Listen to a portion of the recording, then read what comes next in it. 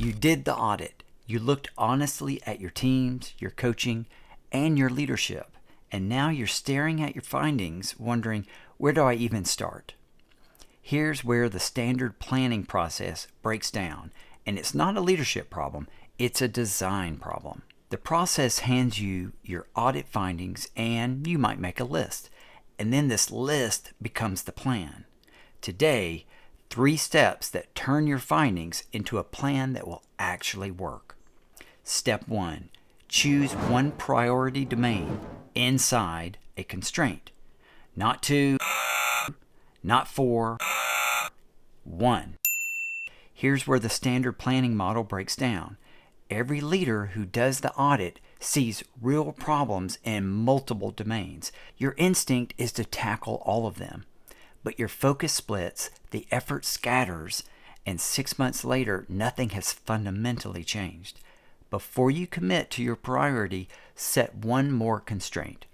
Your school should have no more than 3 school-wide areas of focus for the coming year.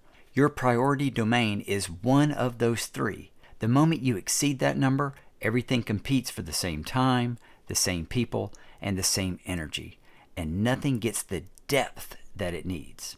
That's the container. Work inside it. Step 2. Build the plan backward and name what's working against it. Most planning tools start with the same question: what are we going to do? It's an honest place to begin. It's just not where leverage is. Rather, start with the student outcomes you want to be able to point to by the end of the year. Something specific, not students will improve, but what students will be able to do or demonstrate. Then work backwards. What would students need to do in the classroom to produce that outcome? What would teachers need to do for students to have those experiences? What would teams need to focus on for teachers to take those actions? And what would coaches need to do to drive the teacher work? And finally, what do you as a leader need to do or stop doing to make all of it possible? Then, before you write a single action step, name the barriers and think specifically about competing commitments. These are things that are already in place within your system that are working directly against the work you're trying to build. Here's a realistic example.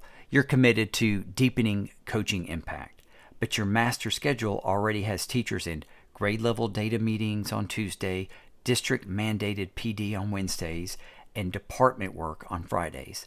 So that leaves very little time for coaching cycles. The coaching work keeps losing, not because anyone is resistant, but because the schedule was built around commitments that existed before this one did. That is the competing commitment.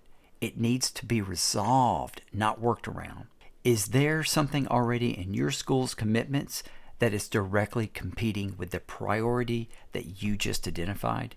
If so, naming it is not optional. It's the most important thing on your plan. Step 3.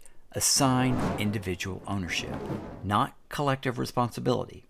Before you close out this work, every action in your plan needs a name attached to it. If everyone owns the result, then no one owns the result. Plans where specific individuals, not teams, not departments, not leadership, but specific individuals are named as accountable, well, they are more likely to implement with fidelity.